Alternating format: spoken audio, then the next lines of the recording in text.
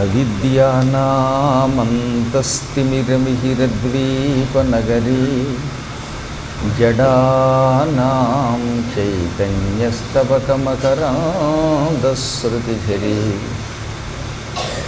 దరిద్రాణాం చింతామణిగుణనికా జన్మజలధౌ నిమగ్నానాం దంష్ట్రామురరిపువరాహస్య భవతి శుక్లాంబరధరం విష్ణుం శశివర్ణం చతుర్భుజం ప్రసన్నవదనం ధ్యాయేత్ సర్వవిఘ్నోపశాంతయే. వందే గురుపదద్వంద్వమవాङ्మానసగోచరం రక్తశుక్లప్రభామిశ్రమతర్క్యం త్రైపురం మహః. నారాయణం నమస్కృత్య నరం చైవ నరోత్తమం దేవీం సరస్వతీం వ్యాసం తతో జయముదీరయేత్. నమః శివాభ్యాం నవయౌవనాభ్యాం పరస్పరాశ్లిష్టవపుర్ధరాభ్యాం నగేంద్రకన్యా వృషకేతనాభ్యాం నమో నమః శంకరపార్వతీభ్యాం. నమః శివాయై చ నమః శివాయ. సుశీల అని పేరు కలిగినటువంటి ఒక మహాత్మురాలు, కాశీనగర నివాసిని. విద్యాధరుడు ఒకడు తనని మంచం మీద పెట్టి పట్టుకుపోతూ ఉండగా దారిలో విద్యున్మాలి అనే రాక్షసుడు ఆయనతో పోరాడడం వల్ల అటు విద్యున్మాలి మరణించాడు, ఇటు విద్యాధరుడు మరణించాడు. అప్పుడు సుశీల తీవ్రమైన ఆవేదన పొంది, ఎక్కడ కాశీ, ఎక్కడి ఈ మరుభూమి, నిరంతర గంగా ప్రవాహంతో కూడిన ప్రాంతం ఎక్కడ, మంచినీళ్లు చొక్క పుట్టని ఎడారెక్కడ, దైవవశాత్తు నేను ఇక్కడికి వచ్చి పడ్డాను. సాధారణంగా భార్యాభర్తల్ని విడదీసిన పాపాత్ములు ఇలాంటి శిక్షలు పొందుతారని పెద్దలు చెప్పారు. ఏమో ఏ జన్మలో నేను ఎవరికి అపచారం చేశాను. కొన్ని మహాపాపాల వల్ల ఉన్న ఊరికి కన్నవారికి దూరమే అలమటించిపోతారట. తల్లిని బిడ్డని వేరు చేసినవాడు. ఇలా పురాణ కథలు జరుగుతూ ఉంటే మధ్యలో మాట్లాడుతూ దానికి భగ్నం కలిగించేవాడు. భార్యాభర్తల మధ్యలో భేదభావం కల్పించేవాడు. గాఢంగా నిద్రపోతున్నవాడిని లేపేవాడు. అన్నం తింటున్నవాడిని బలాత్కారంగా కంచం దగ్గర నుంచి లేపేవాడు. భోజనం పెడతానని చెప్పి మోసగించి భోజనం పెట్టనివాడు. దానం ఇచ్చి ఆ దానం మళ్ళీ వెనక్కి తీసుకునేవాడు. ఈ పాపాత్ములంతా దిక్కులేని చవ చచ్చిపోతారని, ఊరికి దూరంగా చెరసాల పాలవుతారని, లేదా తన వాళ్ళకి దూరమై నిరంతరం అలవటించిపోతారని శాస్త్రాలు చెబుతున్నాయి. నేను ఇందులో ఏదైనా పాపం చేశానా అని పాప అమ్మాయికి బాధ కలిగింది. సరే, ఏది ఏమైనా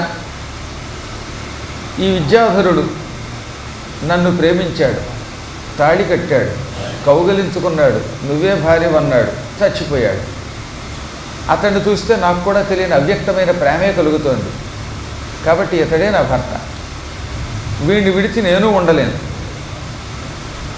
కాశీ విడిచి అసలు ఉండలేను అని పరిపరి విధాలుగా మనస్సులో భావించింది. ఒక పక్కన కాశీ మీద ప్రేమ, మరో పక్కన ఈ విద్యాధరుడి మీద భర్త అనే మమకారం.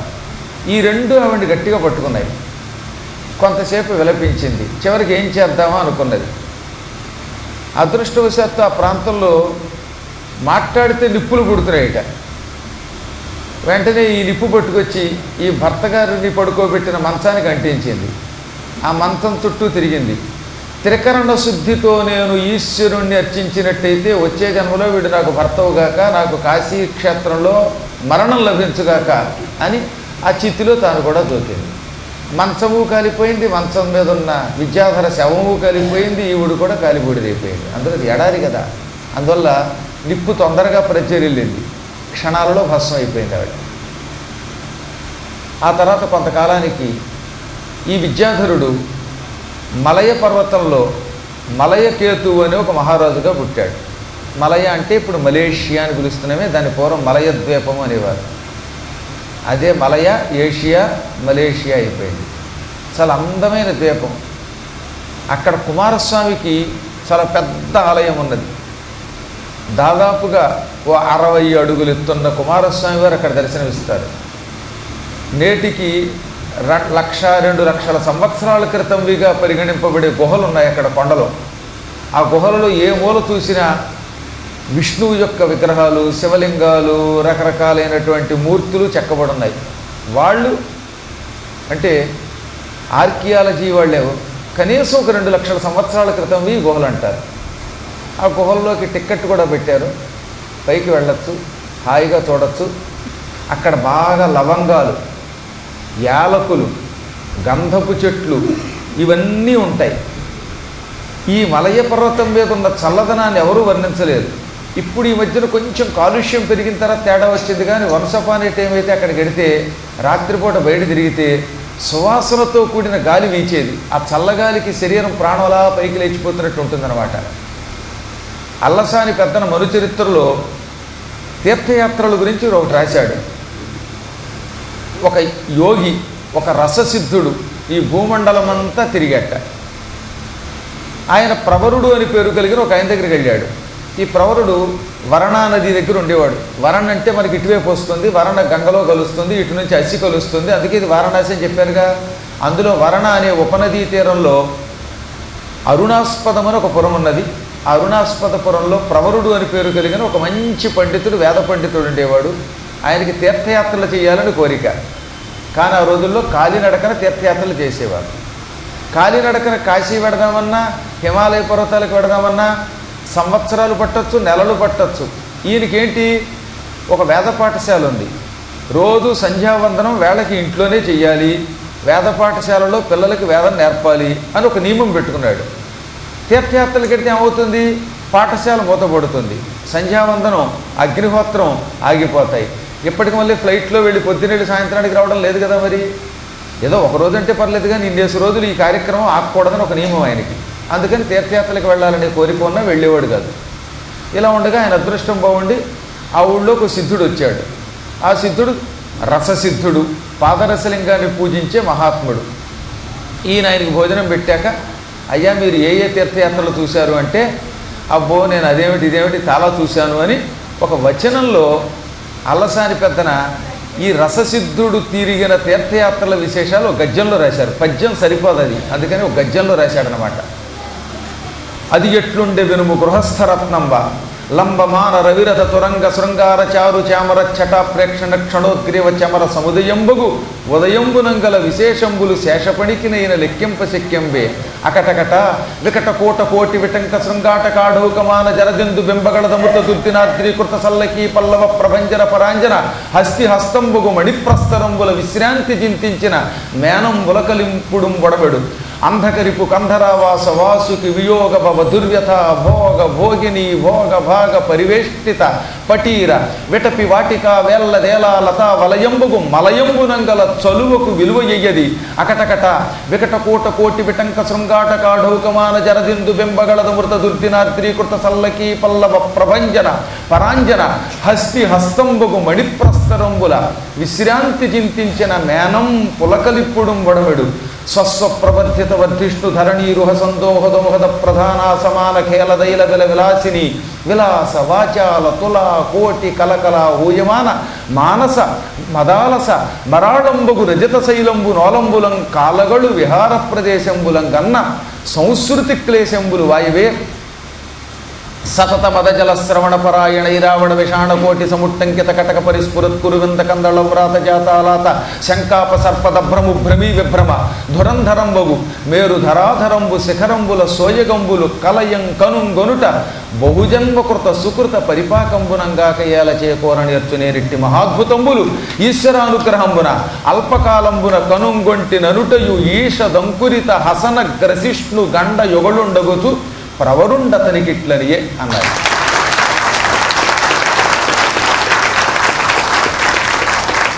ఇంతకీ ఎందుకు చప్పట్లు కొట్టారు? ఏమర్థమైందని కొట్టారు? లేకపోతే సరే అదో పక్కన పెడితే, ఇంత వచ్చిన వరకు ఇప్పుడు అర్థం చెప్తే ఇంకో కాశీఖండం అవుతుంది. కానీ అందులో ఒక్క ముక్కకి మలయ పర్వతం గురించి చెబుతున్నారు ఇప్పుడు మీకు. అందుకని అంధక అంటే అంధకుడు అని పేరు కలిగిన ఒక రాక్షసుడు. ఈ అంధకుడిని చంపాడు కనుక శివుడికి ఏమని పేరు? అంధకరిపు. కంధరము అంటే మెడ. అంధకరిపు కంధరము అంటే శివుడి యొక్క మెడ. ఆవాస అందులో ఉంటున్నట్ట. శివుడి మెడలో ఎవరుంటారు? వాసుకి ఉంటాడు. అంధకరిపు కంధర ఆవాస వాసుకి వియోగ. ఈ వాసుకి పెళ్ళయింది. దాదాపు 108 మంది భార్యలు ఉన్నారు. ఏం లాభం? ఏదో తాళి కట్టినప్పుడు మాత్రమే శివుడు ఆయనకి లీవ్ ఇచ్చాడు. ఆ తర్వాత మళ్ళీ వచ్చేప్పుడు శివుడి మెడలోనే 24 అవర్స్ డ్యూటీలో ఉన్నాడు ఆయన. భార్యలేమో ఇంటి దగ్గర, ఈయనేమో శివుడి మెడలో. దాంతో వాళ్ళకి వియోగం వల్ల దుర్వ్యథ, ఒక కామవాంఛ పుట్టింది. పావులకి సహజంగా కామవికారం ఎక్కువ ఉంటుంది. భర్తకు దూరంగా ఉండడం వల్ల విరహం కలిగింది. ఈ దుర్వ్యథాభోగం తట్టుకోలేక భోగభోగిని భోగభాగ పరివేష్టిత ఆడ పావులందరూ కలిసి అమ్మో శరీరం అంతా తాపం ఎక్కిపోతుంది, తాపం ఎలా తగ్గిపోతుంది అనుకున్నాయి. ఈ వేడి తగ్గడానికి ఏం చేశాయి? అవన్నీ మలయ పర్వతానికి వెళ్ళాయి. ఆ మలయ పర్వతంలో ఏమున్నాయి? గంధం చెట్లు ఉన్నాయి. ఆ గంధం చెట్లకి యాలకలు అనే తీగలు అల్లుకుని ఉన్నాయి. ఆ యాలకల తేలకల పక్కన గంధం చెట్టు, గంధం చెట్టుకి యాలకల యొక్క పాదులు, ఆ పాదుల పక్కన పటీర వృక్షాలు, కర్పూరపు అరటి చెట్లు ఉంటాయి. ఈ కర్పూరపు అరటి అని ఉంటుంది. ఈ అరటి చెట్లను గీకితే అందులోంచి ద్రవం కారుతుంది. ఆ ద్రవమే పచ్చకర్పూరం అంటే. నిజానికి పచ్చకర్పూరం అలా పుడుతుంది. పచ్చకర్పూరపు అరటి చెట్లు ఉంటాయి అన్నమాట. పూర్వం వేడెక్కినప్పుడు ఏం చేసేవారు అనమాట, ఈ పచ్చకర్పూరం ఒంటికి పోసుకుంటే హాయిగా ఉంటుంది, చల్లగా ఉంటుంది. గంధం రాసుకుంటే చల్లగా ఉంటుంది. యాలకల పొడి ఒంటి మీద పూసుకుంటే సుఖంగా చల్లగా ఉండేది. ఒరిజినల్ చల్లదనం అది. వేసవకాలంలో ఇవే పూసుకునేవారండి వాళ్ళు. ఈ పాములన్నీ కలిసి ఏం చేసాయట, ఈ గంధపు చెట్లకు చుట్టుకొని ఉన్న ఏలాలతలు, పక్కనున్న పటీర వృక్షాలు అక్కడికి వెళ్ళి వాటిని చుట్టుకుని వేళ్లాడడం మొదలెట్టాట. వేళ్లాడితేనే తాపం తగ్గుతుందని. ఇప్పుడు ఈ పదం చదివితే మీకు అర్థమైపోతుందన్నమాట. అంధకరిపు కంధరావాస వాసుకి వియోగ భవ దుర్వ్యథ భోగ భోగిని భోగభాగ పరివేష్టిత పటీర విటపి వాటిక వేల్లత్ ఏలా లత వలయంబగు మలయంబునంగల చలువకు విలువ ఎయ్యది అన్నారు. ఇవన్నీ భోగము అంటే పాము యొక్క శరీరం. పాములు ఇలా చుట్టలు చుట్టుకుంటాయి కదా, ఆ చుట్టల్ని ఏమంటారు? పాము చుట్టల్ని భోగము అంటారు. చుట్టలు చుట్టుకుంటుంది కనుక భోగములు కలిగినది కనుక పాముని ఏమంటారు? భోగి అంటారు. భోగి అంటే పాము, భోగిని అంటే ఆడపాము. ఈ విధంగా పాములన్నీ చెట్లకి, ఏలా లతలకి, అరటి చెట్లకి చుట్టుకున్నాయి. తద్వారా వాటికి ఏమొచ్చింది? చల్లదనం వచ్చింది. అంత చల్లదనాన్ని ఇచ్చే మలయ పర్వతంలో ఉన్న చల్లదనానికి ఎవడైనా విలువ కట్టగలడా? అసలు ఏమి రాశారండి మరి అలసాని పెద్దల గారు? ఏమి రాశారు? అద్భుతంగా రాశారు. మన వ్యవహారంలో ఏం రాశారంటే వీడికి ఏం తెలియదు అనమాట. వాడు ఏం రాశాడో తెలియదు అని అర్థం. కానీ నిజంగా అపూర్వ కవిత్వం. ఇలా ఒకటి కాదు, అందులో అన్ని విచిత్రమైనవి. కాకపోతే వాటిని చదివి అర్థం చేసుకోవాలి. అంతటి గొప్పదైన మలయ పర్వతంలో మలయకేతువు అనే పేరుతో మహారాజుగా పుట్టాడు ఈయన. ఎవరు? చచ్చిపోయిన విద్యాధరుడు. ఆపై సుశీల కూడా. ఆ పక్కనే సింహగిరి అని ఒకనొక పురం ఉన్నది. అదే తర్వాత సింహపురి, ఇవాళ సింగపూర్ అయిపోయింది. అది నిజానికి పూరు కాదు. సింగపూర్లో ఉన్నవాడు, సింగపురంలో ఉన్నవాడు ఎవడో పూరు లేడు, గట్టిగా డబ్బు ఉన్నవాళ్ళే. అక్కడ ఈ అమ్మాయి ఆ రాజుగారికి కూతురై పుట్టింది. వీరిద్దరికీ వివాహం అయ్యింది. మలయకేతు మహారాజు గారు సంగీతమన్నా, సాహిత్యమన్నా, చిత్రకళ అన్నా ఇష్టపడతాడు. ఆయన చాలా మంచివాడు. అందుకని ఏ ప్రాంతాలలో ఉన్న మహాత్ములైనా అక్కడికి వచ్చేవారు. ఓడల మీద వచ్చేవారు. ఆ రోజుల్లో ఓడల మీద ప్రయాణం చేసి అక్కడికి వచ్చిన వాళ్ళు కొందరేమో కవిత్వం చెప్పి సంస్కృతంలో రాజుగారిని మెప్పించి కానుకలు పట్టుకెళ్ళేవారు. కొందరు మధురమైన గీతాలు పాడి వెళ్ళిపోయేవారు. మరికొంతమంది చిత్రలేఖనంతో ఆనందం పెట్టేవారు. ఒకనాడు ఉత్తర భారతంలో ఉన్న కాశీపురం నుంచి ఒక చిత్రకారుడు మలయ ద్వీపానికి వచ్చాడు. ఈ మలయకేతు మహారాజు గారు దర్శనం చేసుకున్నాడు.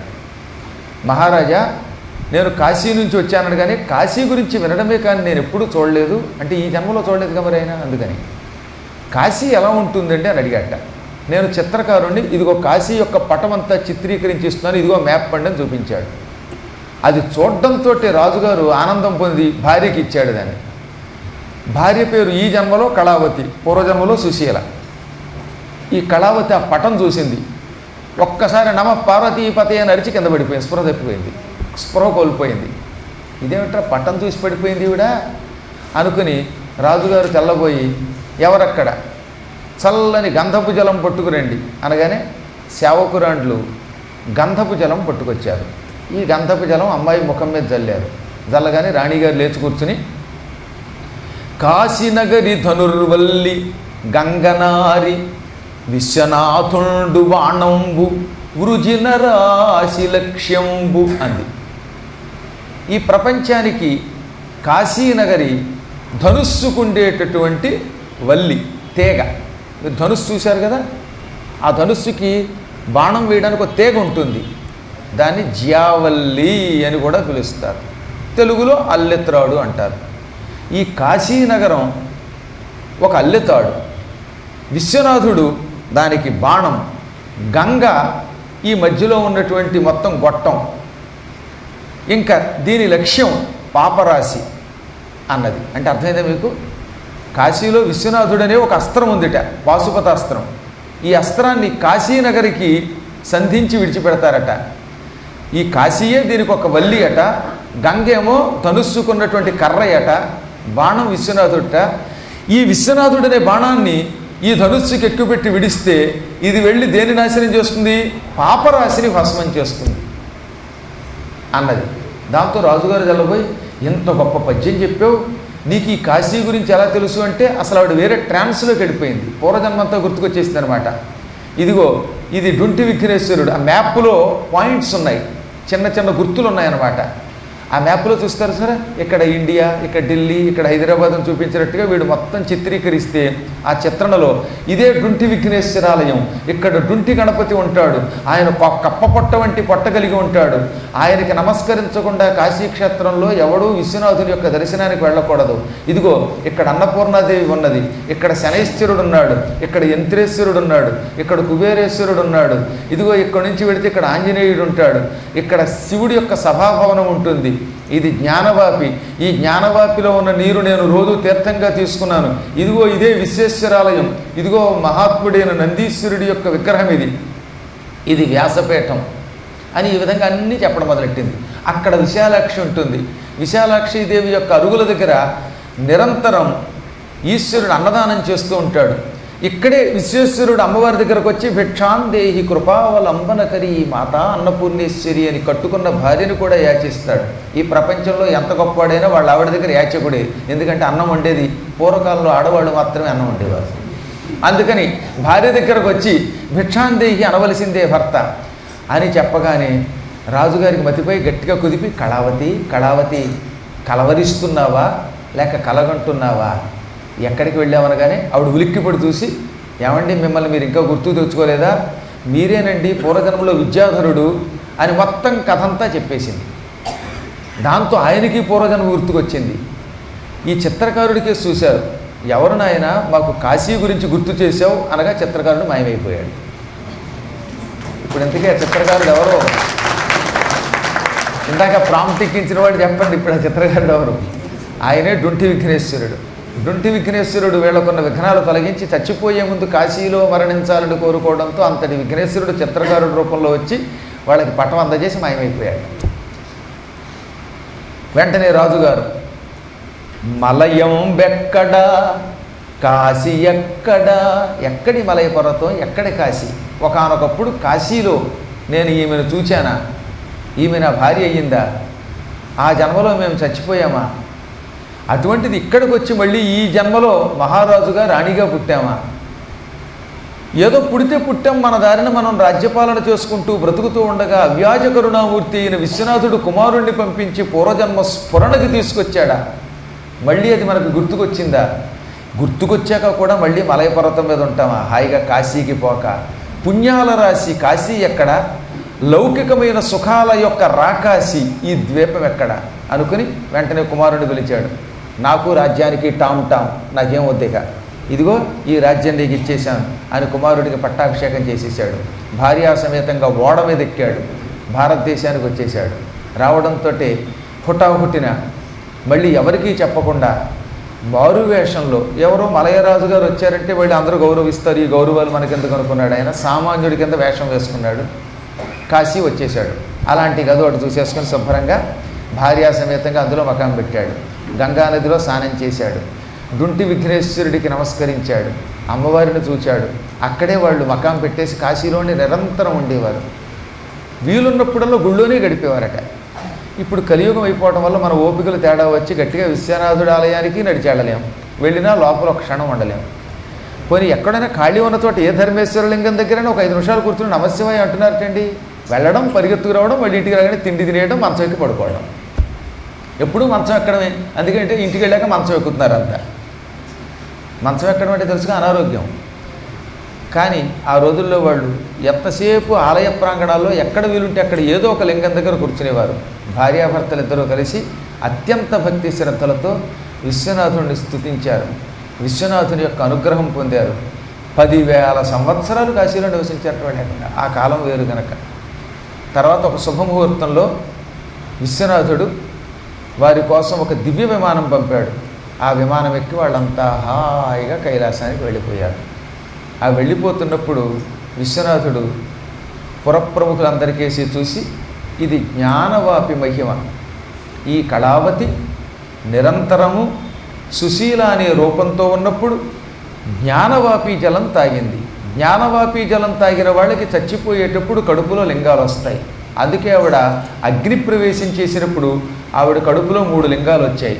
ఆ లింగాల ప్రభావం వల్లే వీళ్ళు రాజుగా రాణిగా పుట్టారు. పుట్టి తిరిగి కాశీ రాగలిగారు. ఈ జన్మతో విముక్తి పొందారు. కాశీవాసం చేసేవాళ్ళు విశ్వనాథాలయానికి వెళ్ళి దర్శనం చేసుకోగానే జ్ఞానవాపి తీర్థం తీసుకుని తీరాలి. అలా తాగితే అటువంటి వాళ్ళ కడుపులో మరణ సమయంలో త్రిలింగములు వస్తాయి. దాంతో వాళ్ళు కాశీవాస మహాఫలితం పొందుతారు, ఈశ్వర సన్నిధానం పొందుతారని చెప్పాడు. ఇది జ్ఞానవాపి మహామహిమ అని కుమారస్వామి వారు అగస్త్యునికి లోపాముద్రకి చెప్పారు. అక్కడి నుంచి మరొక లింగం ఉన్నది, దాని గురించి చెబుతున్నాం విను. ఇక్కడ లింగాలన్నిటిలోకి మరొక గొప్ప లింగం త్రివిష్టపేశ్వర లింగం. త్రివిష్టపము అంటే స్వర్గం.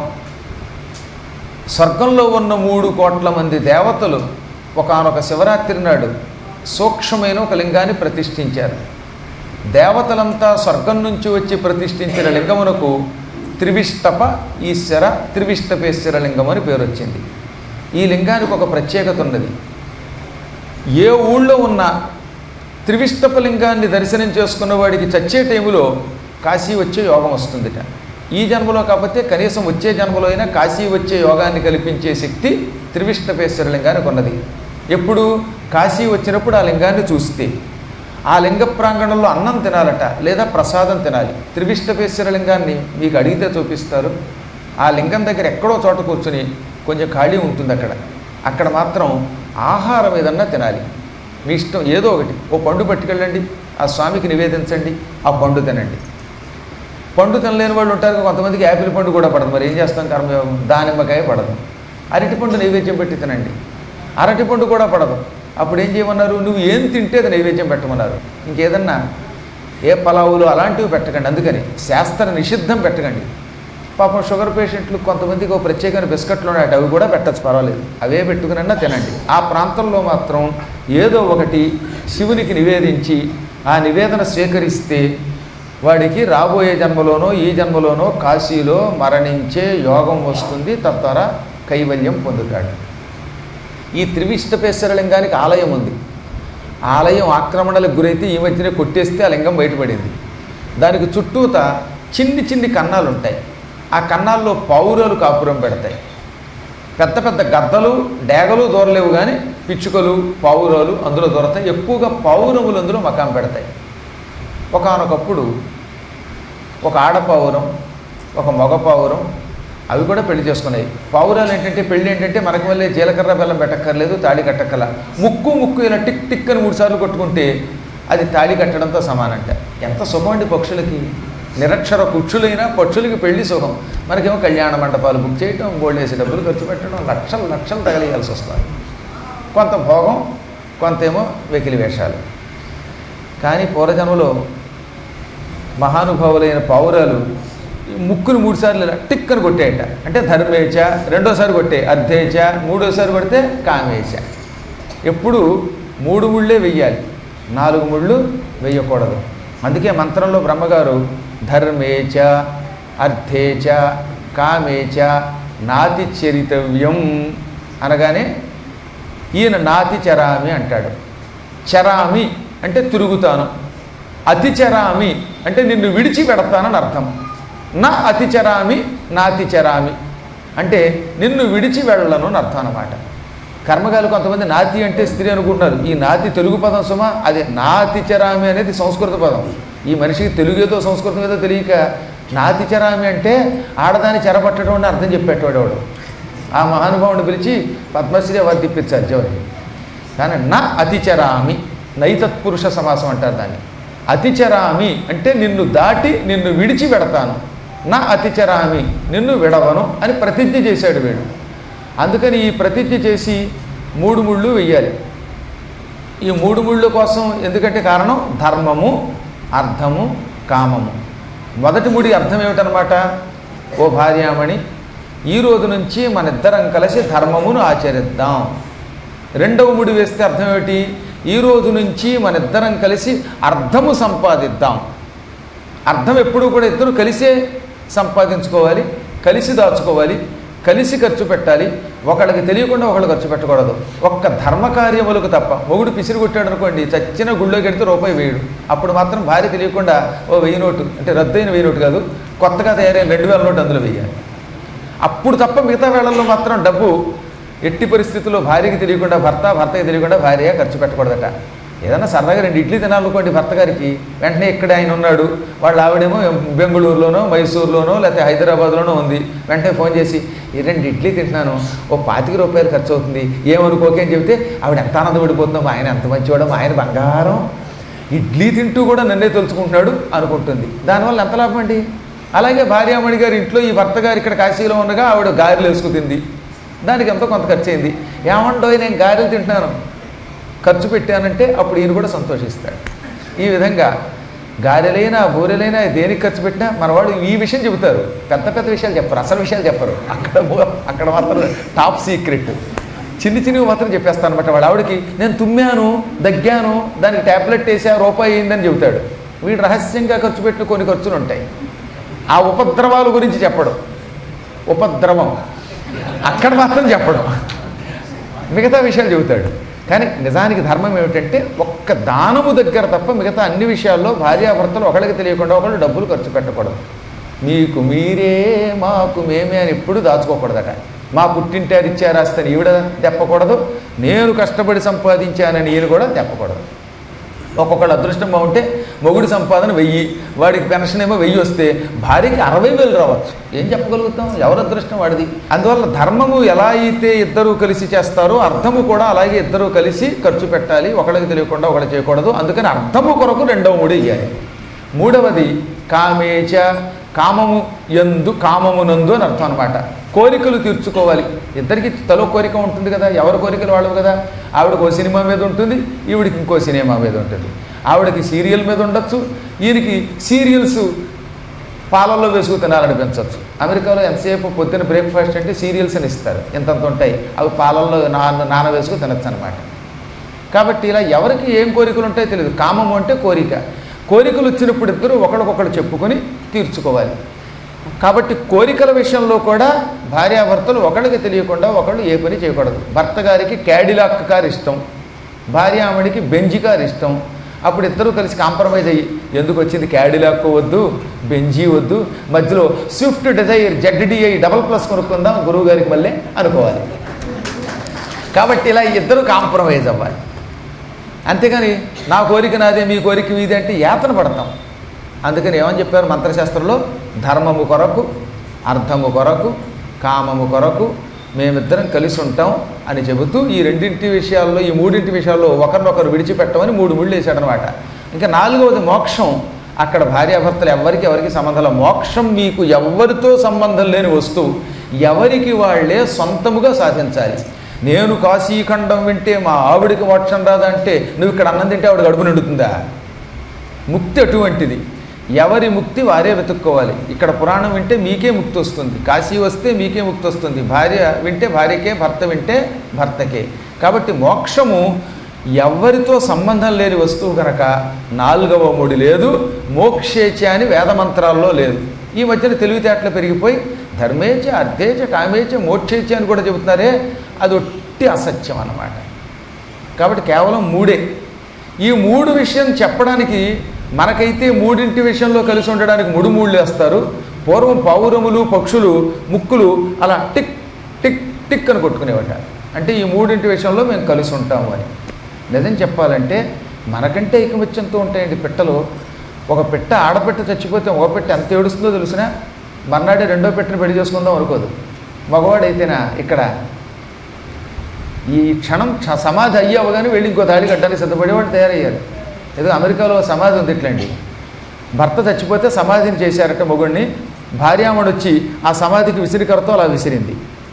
పక్కనున్నటువంటి కొంతమంది వచ్చి, నీకు మీ ఆయన మీద ఎంత ప్రేమమ్మా, చచ్చిపోయాక సమాధికి కూడా విసిరికరతో విసురుతున్నావు అంటే ప్రేమ కాదు, దోమ కాదు, కనీసం నా సమాధి గట్టిపడి ఆరిపోయేదాకా నువ్వు 2వ పెళ్లి చేసుకోవద్దన్నాడు మా ఆయన. ఎప్పుడు ఆరుతున్నాను విసురుతున్నాను ఎందుకు? కాబట్టి కాలప్రభావంతో అలా అయ్యింది. కానీ పూర్వం అందరూ ఐకమత్యంతో చక్కగా కలిసి ఉండేవారు. ఈ పౌరాలు ఇలా ఆనందంగా పెళ్లి చేసుకుని కాలక్షేపం చేస్తున్నాయి. వాటికి పిల్లలు పుట్టలేదు. ఈ 2 పౌరాలు అందంగా ఉన్నాయి. ఎంతలో ఒకనాడు ఎక్కడి నుంచి వచ్చిందో ఒక పెద్ద డేగ వచ్చింది అక్కడికి. ఆ డేగను చూడటంతో ఇవి ఆ గుడి దగ్గర ఉన్న చిన్న కన్నాలు ఉన్నాయనగా ఆ కన్నంలోకి దూరిపోయాయి. అది ఇలా కన్ను పెట్టి చూసింది. కళ్ళదోళ్ళలోంచి మన వాళ్ళు అప్పుడప్పుడు ఎలా చూస్తారే అలా ఈ డేగ ఈ కన్ను పెట్టి వాటిని బయటికి రప్పించడానికి ఎంతో ప్రయత్నం చేసి బెదిరించింది. ముక్కులు లోపలికి చొప్పించింది, అరిచింది. కానీ ఈ ముక్కులకు అందట్లేదు, అవి లోపలగా ఉన్నాయి. ఇది లోపల దూరలేదు. చూసి ఎప్పుడో ఒకప్పుడు బయటికి రాకపోతారా, అప్పుడు మింగకపోతానా అని డేగ ఎగిరిపోయింది. అప్పుడు ఆడపౌరం అంది. కొంచెం తెలివైంది. ఇటు మగ పౌరం కంటే ఆడపౌరం తెలివైంది. సహజంగా ఇంట్లో భార్యామణులకు తెలివితేటలు ఎక్కువ ఉంటాయని వారు పూర్వం, మరి ఇప్పుడు సంగతి తెలియదు. కానీ అందుకని ఈ భార్యామణి ఏమండి ఎందుకు వచ్చింది, ఈ డేగలు మన పాలిటి శత్రువులు. ఎప్పుడో ఒకప్పుడు మనం బయటికి రాక తప్పదు.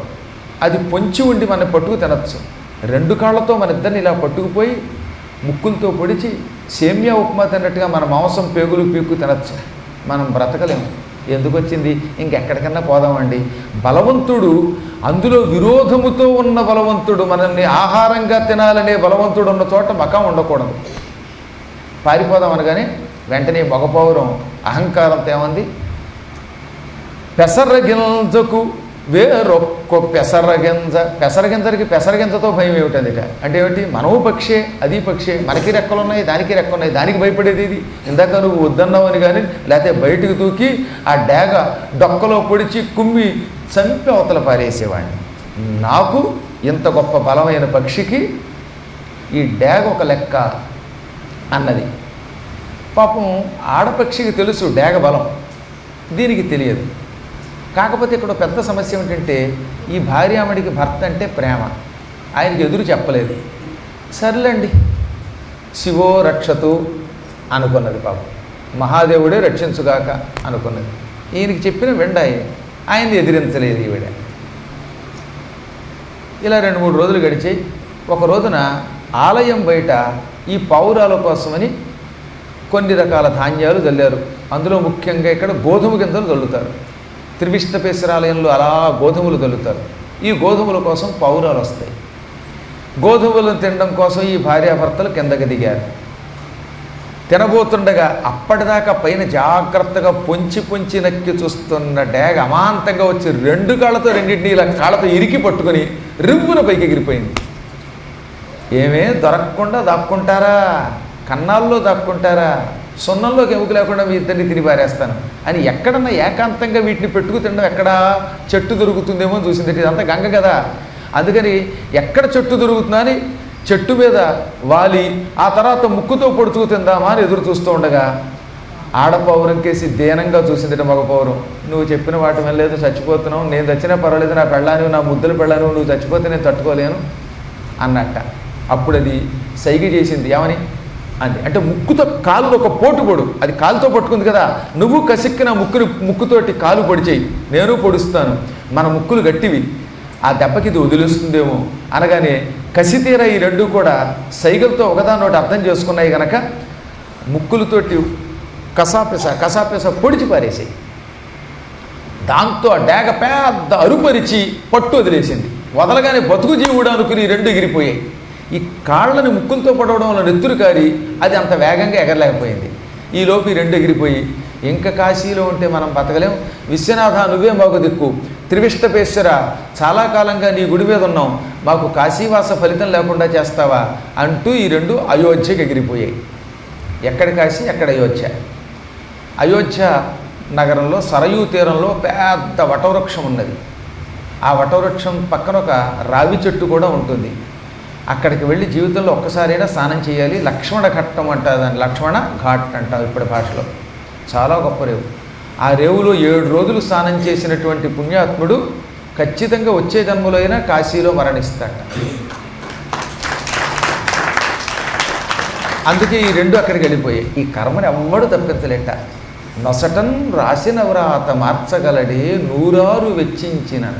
సంస్కృతంలో లలాట లిఖిత లేఖ పరిమారుష్టం నశక్యతే అని ఒక గొప్ప సామెత ఉన్నది. ఈ కథ మధ్యలో ఇది తెలిస్తే కానీ ఆ కథ గొప్పతనం తెలియదు. ఈ కాశీలో పూర్వం ఒక పండితుడు ఉండేవాడు, చాలా గొప్ప పండితుడు. అంత గొప్ప జ్యోతిష్కుడు మరొకడు లేడు. ఆయన ముఖం చూస్తే చాలా జాతకం చెబుతాడట. ఆయన చెయ్యి చూడడం, ఈ అబ్బాయి నుదురు చూశాడంటే ఇతడు పుట్టినప్పటి నుంచి శరీరం విడిచేదాకా ఎక్కడ ఏ పని చేస్తాడో తెలిసిపోయేది. ఈ బ్రహ్మదేవుడు నుదుట రాత రాస్తాడు, దానికి బ్రహ్మరాత అని పేరు, విధివ్రాత. దాన్నే సంస్కృతంలో లలాట లిఖిత రేఖ అంటారు. ఈ నుదుటి రాత చదివి నీవు ఈరోజు ఇక్కడ ఉంటావు, నీవు ఈ రోజున ఈ మండపంలో పద్మాగర్ గారి పురాణం వింటావు, వినేటప్పుడు నీకు కుర్చీ దొరుకుతుంది, నీకు మాత్రం దొరకదు, కిందే కూర్చుంటావు అని రాశాడు. అందుకే ఈయనకి కింద కూర్చోమని రాశాడు కనుక ఆయన కింద కూర్చున్నాడు, ఆయనకి పైన కూర్చోమన్నాడు కనుక పైన కూర్చోగలిగాడు. ఇదంతా బ్రహ్మరాత. అంతటి బ్రహ్మరాత చదివే పండితుడు ఈయన. ఆయనకు ఒక్కతే భార్య. ఈ భార్యామడితో కాశీలో కేదారఖండంలో ఒక ఇల్లు కొనుక్కొని మకాం పెట్టాడు ఆయన. రోజు గంగలో స్నానానికి మణికర్ణికా ఘట్టానికి వెళ్ళేవాడు. ఆ రోజుల్లో మణికర్ణికా ఘట్టానికి వెళ్ళే ఈ రూట్లో ఇసుక ఉండేది, చక్క ఇసుకలో నడుచుకుంటూ పోయేవాడు. ఈ జనాలు ఈ ఇరుకు సందులు కావు కదండి, హాయిగా విశాలంగా ఉండేది. కాశీ అంటే ఎటువంటి నగరం, ప్రశాంతమైన విశాలమైన వీధులతో కూడినది. వీధుల్లో ఏనుగుల మీద వెళ్ళేవారు మహారాజులు. ఇవన్నీ ఆక్రమణలు. ఈయన రోజు మణికర్ణికా ఘట్టానికి స్నానానికి పోయేవాడు. ఒక రోజున ఇంటి దగ్గర నుంచి నడుచుకుంటూ మణికర్ణికా ఘట్టానికి వెడుతూ ఉండగా ఇసుకలో కాలికి ఏదో గుచ్చుకుంది. అబ్బా అని వెంటనే ఆయన కాలెత్తి చూస్తే కింద ఒక పుర్రె కనపడింది. చేయి దిక్కుమాల పుర్రె, పాడైపోయిన పుర్రె అనుకునినా ఈ గంగలో పారేద్దాం ఈ పుర్రెని అనుకుని అంతలోనే అనుమానం వచ్చింది. ఈ పుర్రెకి బ్రహ్మగారు ఏం రాశాడో చూద్దామని ఆ పుర్రె గారిని ఇలా పైకెత్తాడు. పుర్రే పుర్రే అని ఇలా పుస్తకం ఇప్పినట్టుగా ఇప్పి చూశాడు.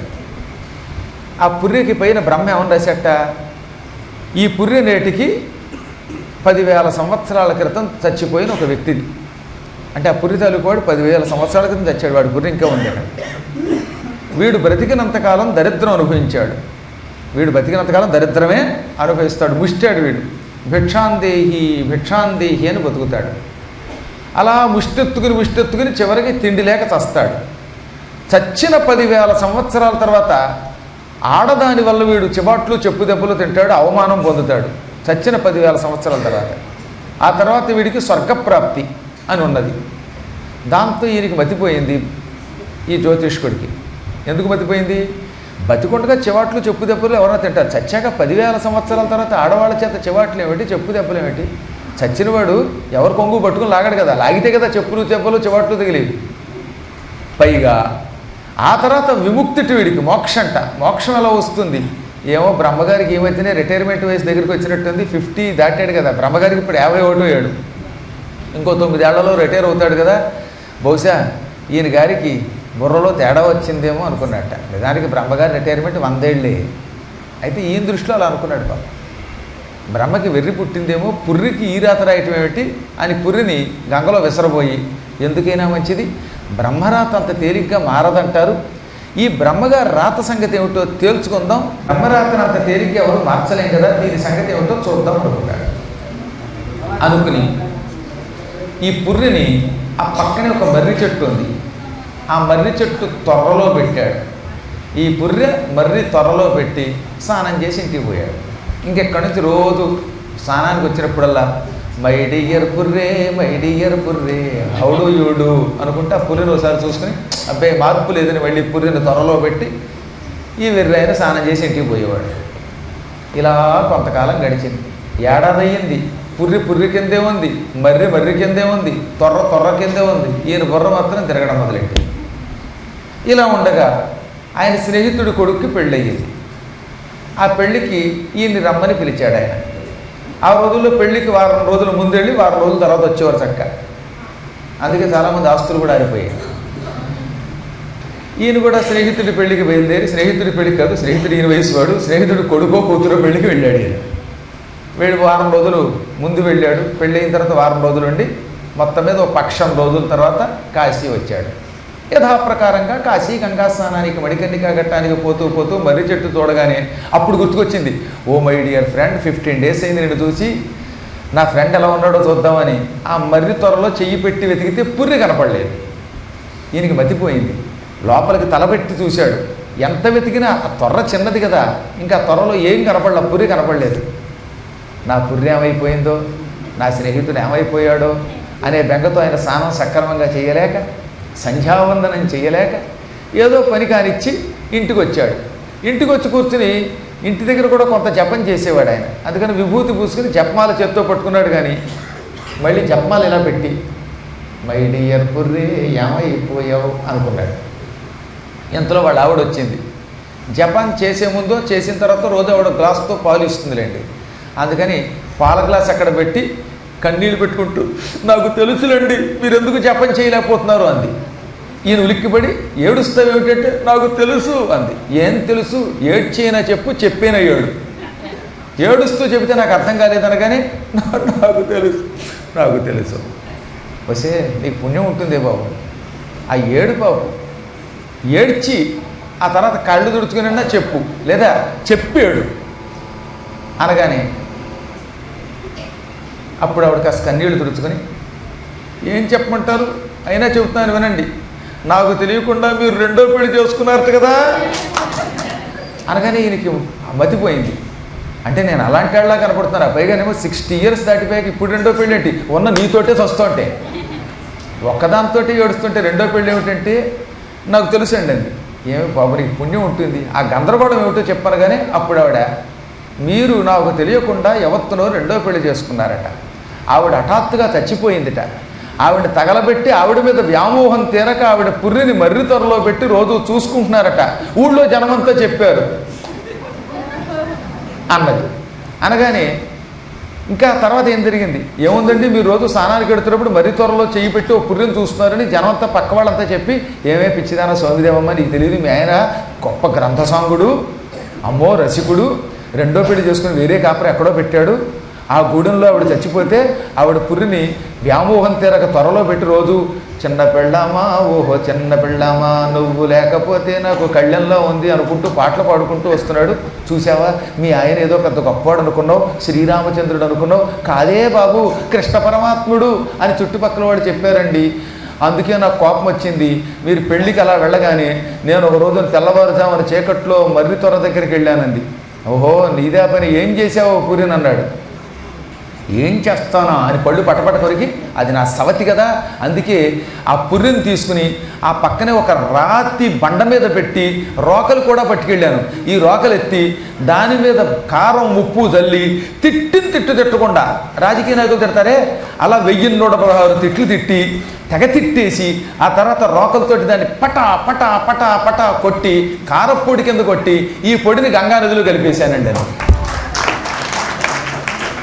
అప్పుడు వెంటనే బ్రహ్మదేవ నీకు నీ రాతకి ఓ దండం, ధాత నీది నిజమైన రాత, ఏతావాత అదే తెలియదు అని బ్రహ్మకి దండం పెట్టగానే, నేను ఇక్కడ ఇంత ఏడుస్తుంటే బ్రహ్మకి దండం పెడతారేమిటంటే, ఓసి పిచ్చిదానా నీకు తెలియందేముంది, అయినా చెబుతున్నాను వినవే, నీ మీద ఒట్టు, నీ బాబు మీద ఒట్టు, ఇన్ని చెబుతున్నాను అనగానే, ఇప్పుడు చెప్పండి అది, నేను నుదుటి రాత చదవగలనని నీకు తెలుసు కదా, ఈ పుర్రె ఒక మగవాడి పుర్రె అనగానే, మగవాడిగా నాకు తెలియదండి మీరు చెప్పారు కాదేమంది. చెప్పనిచ్చావా, చావుగొట్టావుగా పుర్రెని, ఇంకేం చెప్పేది విను. ఆ పుర్రె ఒక భిక్షుకుడిది, 10,000 సంవత్సరాల క్రితం చచ్చాడు వాడు. ఆ చచ్చినాడు తిన్నగా ఉండగా నా కాలికి దొరికాడు. నేను ఆ పుర్రెను చూసి నుదుటి రాత చదివి వాడికి 10,000 సంవత్సరాల తర్వాత కూడా స్త్రీ వల్ల అవమానము అని బ్రహ్మ రాస్తే ఎలాగా అని అనుమానం వచ్చి పుర్రెలో దాచా. ఆ బ్రహ్మరాతను నేను నువ్వు కలిసి పూర్తి చేశాం. నేనేమో పుర్రెలో పెట్టి చూస్తే నీకు వెర్రి పుట్టింది, చుట్టుపక్కల వాళ్ళకి చెప్పిన అభాండాలు విన్నావు, ఆ పుర్రెని త్వరలోంచి తీసావు, చితక్ కొట్టావు, తిట్లు తిట్టావు. ఆడదాని వల్ల చివాట్లు తినడం కంటే అవమానం ఇంకేముంది, అదే అవమానం. ఆ తర్వాత మోక్షం అంటే ఏమిటి, పుర్రి యొక్క భస్మమును ఆ పొడి పెట్టుకెళ్ళి గంగలో కలిపావు, కాశీ గంగలో, మణికర్ణికలో, ఇంకేముంది వాడికి శాశ్వత కైలాసం వచ్చింది. ఏమైతేనే వాడు ఎవడో పిచ్చాడికి మోక్షం ఇచ్చావు అనగానే ఆవిడ, ఏమండి నన్ను క్షమించండి అని వెంటనే, ఇందాకనేమో నెత్తి మీద కొట్టింది, ఇప్పుడు కాళ్ళు గట్టిగా పట్టుకు లాగేసింది. ఏం చేస్తాం, మీ గురించి తెలుసు అనుకోండి, కానీ ఇరుగు పొరుగు వాళ్ళు అలా చెబుతారు, అవి నమ్మేశానండి అందుట. ఇందుకే బ్రహ్మపురాణంలో ఒక గొప్ప కథ ఇది. లలాట లిఖిత రేఖ పరిమార్ష్టం న శక్యతే. నుదుట బ్రహ్మ రాసిన రాతని అంత తేలికగా ఎవ్వరం మార్చుకోలేం. ఆ రాత మార్చే శక్తి ఒక్క అమ్మవారికి మాత్రమే ఉన్నది. అందుకే శంకరాచార్యులు వారు ఒక గొప్ప శ్లోకం రాశారు. ఆపది కింకరణీయం ఆపది కింకరణీయం స్మరణీయం చరణయుగళమంబాయాః తత్స్మరణం కిం కురుతే బ్రహ్మాదీనపి చ కింకరీకురుతే. ఆపద యందు ఏం చెయ్యాలి, ఒక ఆయనకి కష్టం వచ్చింది, కష్టం వస్తే ఏం చేయాలి, నాకు కష్టం వస్తుంది కష్టం వచ్చిందని ఏడిస్తే ఏం లాభంలా, ఏడవడం వల్ల ఇంకా అనారోగ్యం తప్ప ఏం ప్రయోజనం లేదు. కాబట్టి ఆయన ఈ శ్లోకంలో ప్రశ్న, రెండో చరణములో సమాధానం, మొదటి చరణమునందు ప్రశ్న, రెండవ చరణమునందు సమాధానం ఆయన రాశాడు. ఆపద యందు ఏమి చేయవలను, స్మరణీయం చరణయుగళం అంబాయా, అమ్మవారి 2 పాదములను స్మరించు. ఆపద రాగానే అమ్మ పాదములను స్మరించు. తత్స్మరణం కిం కురితే, నేను ఆపద వచ్చింది బాబోయ్ అంటే అమ్మ పాదాలు స్మరించంటావు, అమ్మ పాదాలు స్మరిస్తే ఆ స్మరణము వల్ల ఏమవుతుంది అని మళ్ళీ ప్రశ్న వేసుకున్నాడు ఆయన. బ్రహ్మాదీనపి చ కింకరీకురుతే, అమ్మ పాదాలని స్మరిస్తే బ్రహ్మ వంటి దేవతలు కూడా నీకు కింకరులవుతారు. మళ్ళీ మనకు అనుమానం రావాలిగా, ఆపద వస్తే ఏం చేయాలంటే అమ్మని స్మరించంటావు, అమ్మ పాదాలు స్మరిస్తే ఏమొస్తుందంటే బ్రహ్మగారు నీకు సేవకుడు అంటావు. నాకు బ్రహ్మ ఎందుకు సేవకుడు అవ్వడం, నా కష్టాలు తీరాలి కదా అంటావేమో పిచ్చాడా. ఇందులోనే ఉంది కిటికంతా. బ్రహ్మ ఎవ్వడికి కింకరుడు కాడు. కింకరుడు అంటే ఏమిటి, ఇలా చేతులు కట్టుకున్న నేను చేయమంటారు అని ప్రశ్నించి సేవ చేస్తే వాడిని కింకరుడు అంటారు. కింకరోమి ఇది పృచ్ఛతి కింకరః. సేవకుడు అంటే అటువంటి సేవకుడు ఉండాలట. ఎప్పుడూ చేతులు కట్టుకుని యజమాని గారు మమ్మల్ని ఏం చేయమంటారు, మీరు చెబితే చేస్తాం అంటే కింకరులు అంటారు.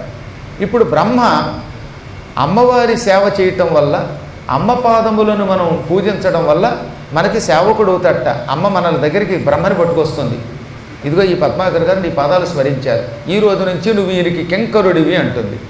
ఇప్పుడు బ్రహ్మ ఏమయ్యాడు మనకి, కింకరుడు. ఈ బ్రహ్మగారు ఏం చేస్తాడు, నుదుటి రాత రాస్తాడు. ఆయన రాత రాయడం వల్లే మనకి కష్టాలు వచ్చాయి. ఆయన మనకి సేవకుడు కదా.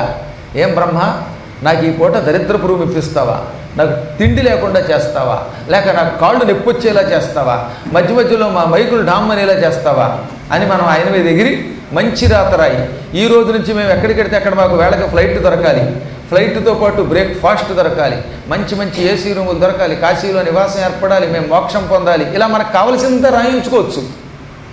తద్వారా మన జాతకం బాగుపడుతుంది. ఇంత భావం ఒక్క పద్యంలో ఒక్క శ్లోకంలో రాశారు శంకరాచార్యులు గారు. కాబట్టి ఆపద వస్తే మనమేం భయపడక్కర్లా. బ్రహ్మరాశిన రాతని కూడా మార్చే శక్తి కలిగిన అమ్మవారి దివ్య పాద పద్మములను రెండు నిరంతరం మనస్సులో పెట్టుకుని చింతించినంత మాత్రం చేత, ధ్యానించినంత మాత్రం చేత, పూజించినంత మాత్రం చేత మన రాతే మారిపోతుంది. అందుకే ఎంత విశ్వనాథుడిని పూజించినా అన్నపూర్ణామాతని విశాలాక్షిని తలుచుకోకుండా ఇక్కడ మనం ఒక్క క్షణం సుఖంగా ఉండలేము. కాబట్టి ముందు ఫస్ట్ ప్రిఫరెన్స్ అమ్మ. ఆయనకి పేరు సాంబుడు, అంటే అంబతో కూడినవాడు. స అంబ, అంబ అంటే పార్వతి, స ప్లస్ అంబ సాంబ, అమ్మతో కూడినవాడు అని అర్థం. అమ్మ లేకపోతే ఆయనకి ఎందుకు పనికిరట్ట? అమ్మ లేకపోతే నేనేం చేయలేను ఆయనే చెప్పాడు. అయ్యవారు లేని అమ్మ, అమ్మ లేని అయ్యా ఉండరు. కాబట్టి ఇక్కడికి వచ్చిన వాళ్ళు ముందు అమ్మని పట్టుకోవాలన్నమాట. అమ్మ అనుగ్రహం అంటే ఇంక తిరిగే ఉందండి. తల్లిని గట్టిగా పట్టుకుంటే ఈ ప్రపంచంలో సాధించలేనిది లేదు. కరుణామూర్తి అమ్మ. అయ్యవారికి కొంచెం కోపం రావచ్చు అప్పుడప్పుడు, కానీ అమ్మగారికి కోపం రాదు. అందువల్ల బ్రహ్మరాతని ఎవ్వరూ మార్చలేరు. అటువంటి రాతని మార్చే శక్తి అయోధ్యానగరం దగ్గర సరయూ తీరంలో ఒక చెట్టు, మర్రి చెట్టు, దాంతోపాటు ఒక రావి చెట్టు ఉన్నాయి. అక్కడ లక్ష్మణ ఘాట్ అంటారు.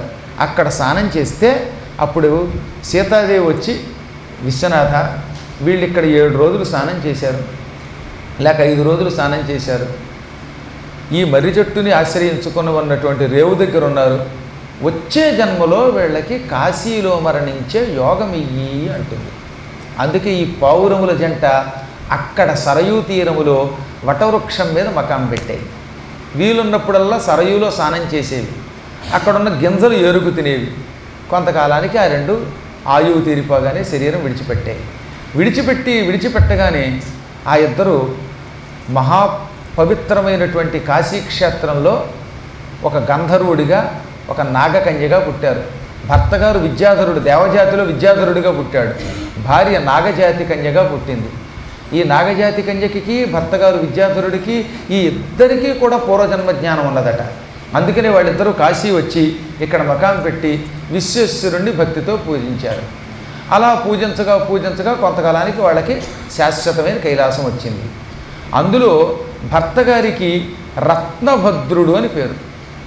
ఈ రత్నభద్రుడికి పూర్ణభద్రుడు అని కొడుకు పుట్టాడు. ఈ పూర్ణభద్రుడికి హరికేశుడు అని కొడుకు పుట్టాడు. వాడు యక్షుడు.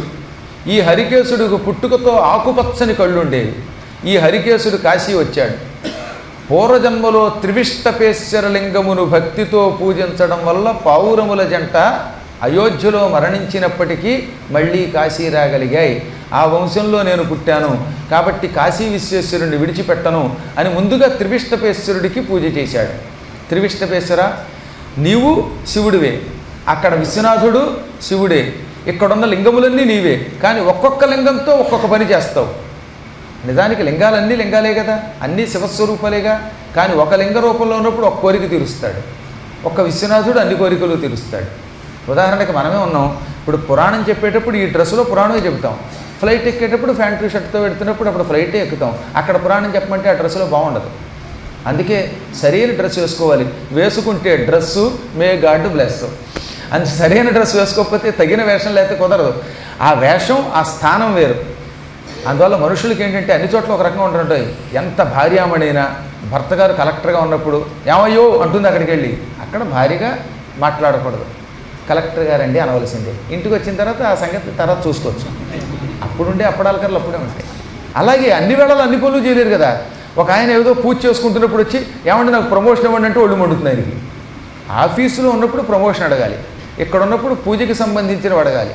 అలాగే ఈశ్వరుడు కూడా వీరేశ్వరలింగంగా ఉన్నప్పుడు సంతానం ఇస్తాడు. త్రివిష్టపేశ్వరలింగం దగ్గరకు వస్తే కాశీలో నివసించే యోగం ఇస్తాడు. విశ్వనాథుడిగా ఉంటే ఈ కాశీలో మరణించిన వాడిని తన లోకానికి పట్టుకుపోతాడు. అలా ఒక్కొక్క లింగము రూపములో ఒక్కొక్క పని చేస్తాడు ఆయన. అందుకే ఈ హరికేశుడు త్రివిష్టపేశ్వరుడికి నమస్కరించాడు.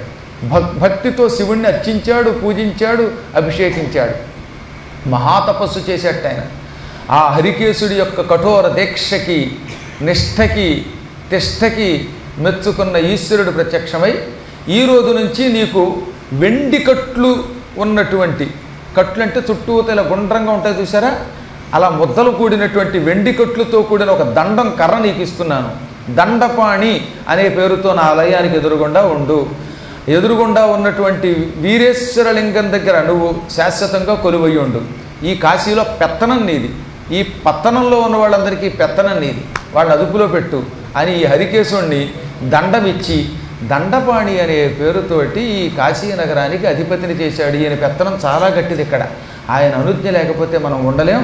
మీకు ముందే చెప్పాను, అగస్త్యుడిని బయటికి పోయేలా చేసింది ఆయనే. కారణం, అగస్త్యుడు శివుడు అనుగ్రహం ఉంటే చాలు, ఈయన అనుగ్రహం నాకెందుకు అనుకున్నట్ట. ఇక్కడ అలా అనడానికి లేదండోయ్. మహారాజు గారి దగ్గర పనిచేసే స్వీపర్ కూడా కట్టాడే. ఏదో టైం వచ్చినప్పుడు వాడు రాజుగారికి రికమెండేషను చేయగలడు, లేదా మొత్తం మొండేషను చేయగలుగుతాడు, గుండు గీయించగలుగుతాడు. కాబట్టి గొప్ప గొప్ప వాళ్ళ దగ్గర పనిచేసే ప్రతి వ్యక్తిని జాగ్రత్తగా చూడాలి.